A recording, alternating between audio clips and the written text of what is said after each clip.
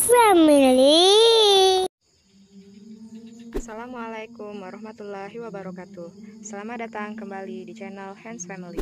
Di video kali ini, Hands Family akan memberikan tutorial cara membuat bunga tansi dari kain flanel. Sebelum mengikuti langkah-langkahnya, jangan lupa klik tombol subscribe. Terima kasih.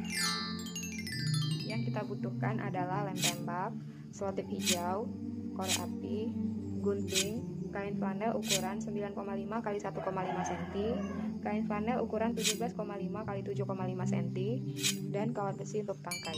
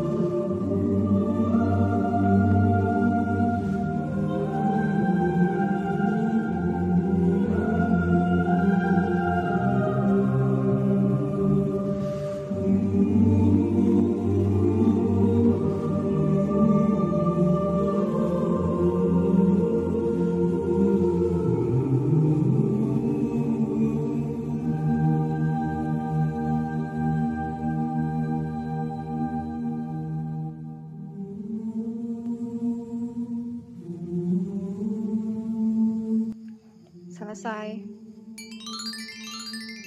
Demikianlah tutorial kita hari ini. Jangan lupa like, subscribe, dan nyalakan tombol lonceng. Semoga bermanfaat. Assalamualaikum warahmatullahi wabarakatuh. And family.